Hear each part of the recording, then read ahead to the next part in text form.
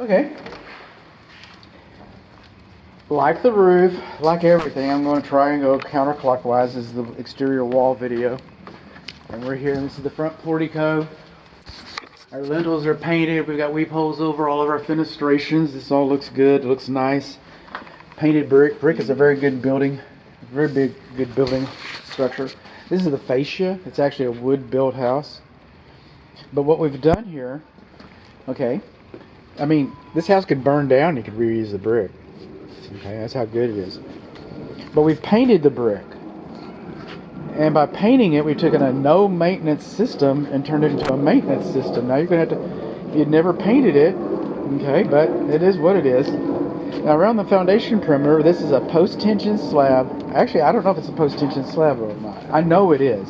I'll take that back. But that's an assumption. I can't make a positive determination. It's a continuous slab foundation, continuous pour, probably is post-tension slab. But we got some parge coat around the foundation perimeter. And a parge coat is like a cake frosting. It's like a cake frosting. So just because your parge coat's cracked does not mean your foundation is cracked. And if your foundation, the parge coat is not cracked, it doesn't mean that your foundation is not cracked. It's a parge coat. And it has separate properties than the concrete that makes up the slab foundation. And those properties, it expands and contracts different, and it can create voids. Good home inspection. And it can create voids, and so those voids are gaps between the foundation and the parge. And termites can take advantage of that and come up undetected into the structure from the edges and stuff. So parge coat is conducive to wood destroying insects. It's conducive to termites by nature. Okay, the purpose of the parge coat is purely aesthetic. Now, purely aesthetic doesn't mean that you can just decide to take it off because it's on now. But it's aesthetic.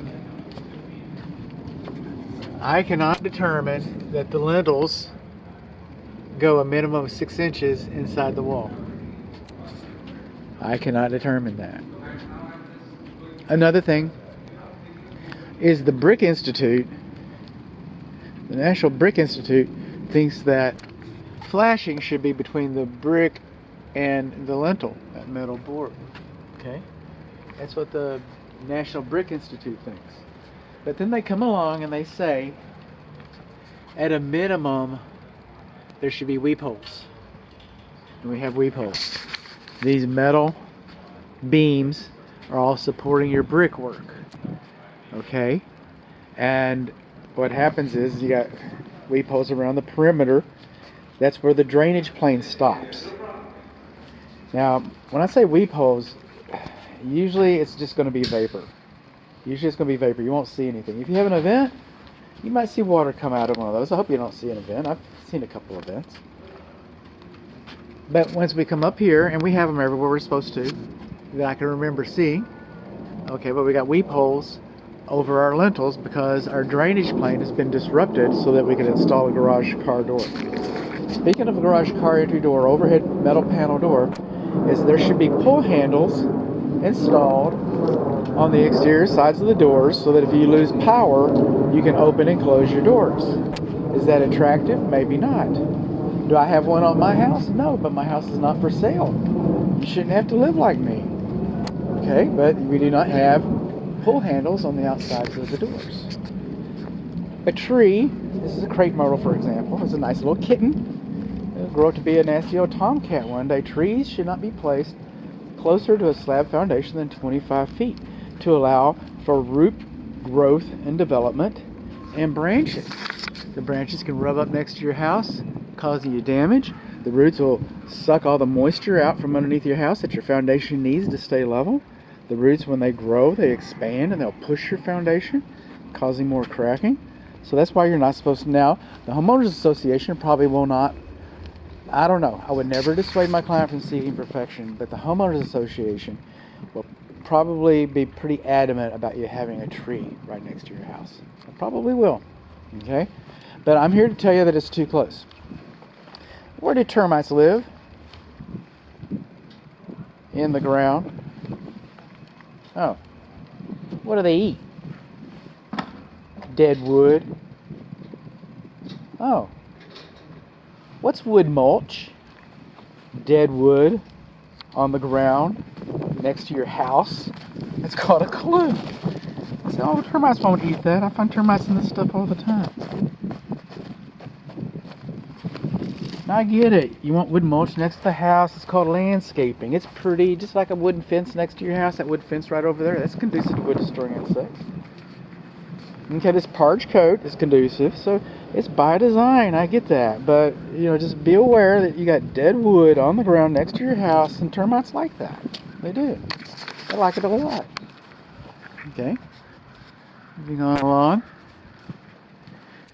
These are called control joints. Some people call them expansion joints. Call them what you will. Okay, this one needs to be resealed a little bit. See how it's pulling away from the brickwork? See that? Pulling away from the brickwork. They said, well, we got weep holes. Yes, we got weep holes down here for the drainage plane.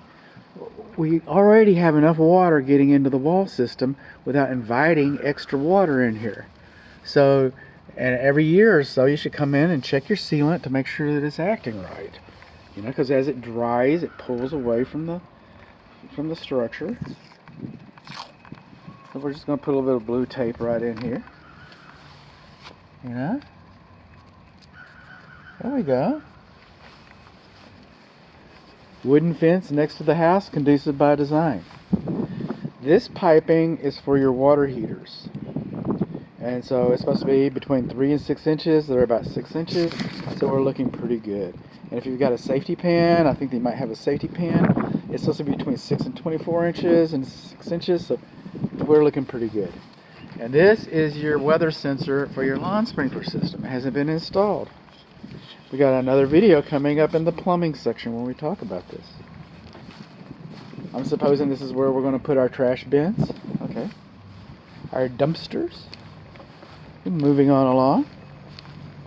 Now, in your heart that the grading and drainage along here is not going to work. Okay? But this is not finished. They haven't done it wrong yet.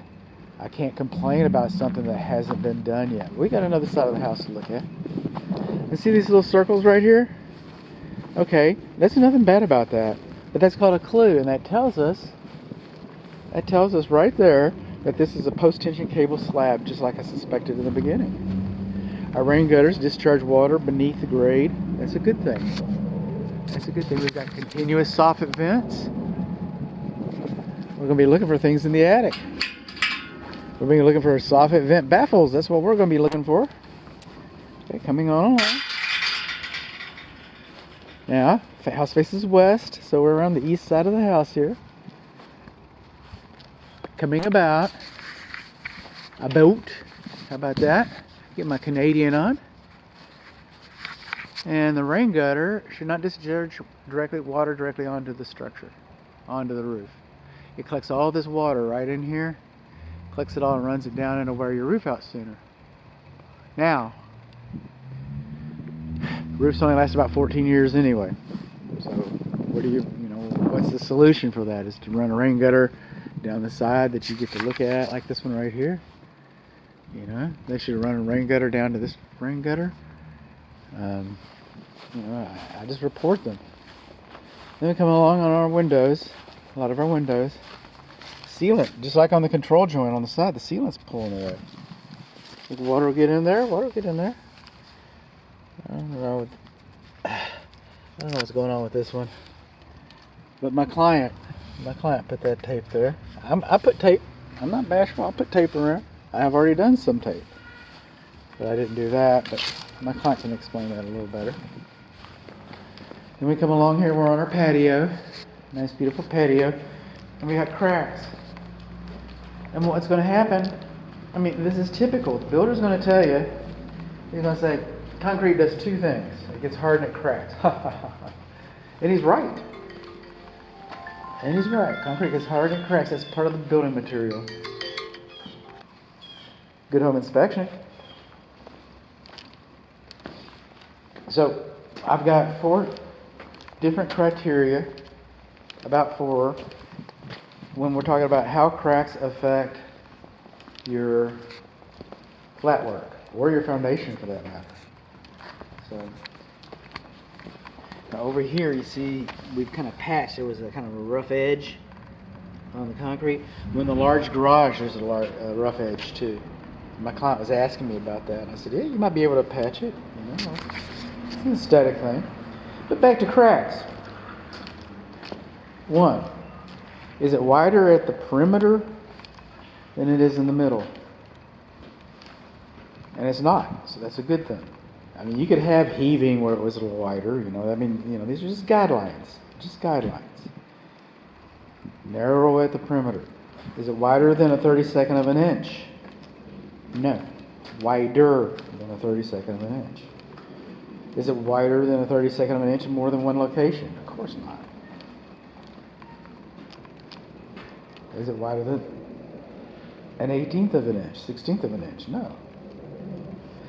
The last one, is it in plane? Are we catching anything? So it's definitely in plane. That's probably the most important one. Now, your neighbors are going to come over and say, like, wow, you got some of those typical cracks on your patio. I wish I had typical cracks on my patio. Yeah, I get that. No, it's not going to happen. Nobody really wants these cracks. But it's part of the construction material. And it's not unusual to see. And your neighbor probably has some of these cracks someplace else. We've got overspray over here. We're missing some of our grout, mastic sealer inside of this window for wind-driven rain. Look at that. Okay. These are all GFCI protected. We've got a gas port on the patio. Talk. I say talk. All right. But if you're going to put a gas grill out here, you might want to think about moving it out. You might want to find out what the manufacturer's, specifications are about it being in an enclosed area. Now, this is a nice high patio. Probably not a problem. I'd put my grill right there. But, and if you're smoking, with your grill, I mean, right there's the door. It just goes straight into the house. Something to think about. Okay, moving on along. And our sealant. I've got some pictures of this and still images. Our sealant's right there. Client's on it. One of our valve caps is missing. Waterworks. Moving on along. Builders, they get grading. Boy, they understand grading. They are grading folks. They don't understand drainage. This is a 6-foot whiskey stick here. Spirit stick, I'm sorry. That's level. Alright. What some builders, not this builder, this builder's better than that. I know. We know that. But some builders will say silly things like, if it doesn't dry within 48 hours, we consider that a problem. And the problem with that is that's not drainage, that's evaporation. Moisture this close to the foundation can cause you a lot of grief. Now I get it, we squirt it with chemicals because we're having problems, and we learned. I've been to the orientation. I've sat at the table with the big wigs. We learned, we squirt the foundations. Okay. They don't move anymore. Okay, I believe you. Now, mosquitoes, mud, dogs playing in your yard, your children playing in the mud, mosquitoes, West Nile disease. This is a health safety issue.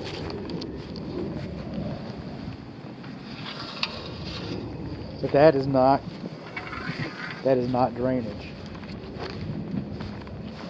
I should leave that here. I got an idea for it. Oh, look, it's level. I just threw it down. Huh. Amazing. I'm going to have a picture of this and say, this is not drainage. Well, moving on along. Now we're on the northwest corner. This is a gas meter. We've discussed this. We've discussed wood mulch. But let's talk about this for a moment. Code says when the roof comes down perpendicular to the wall, there should be kick-out flashing installed to move the water away from it. As it is, the water just pours down over your window fenestration. You should at least have kick-out flashing there. At a minimum. Trees are too close, wood mulch, we talked about this.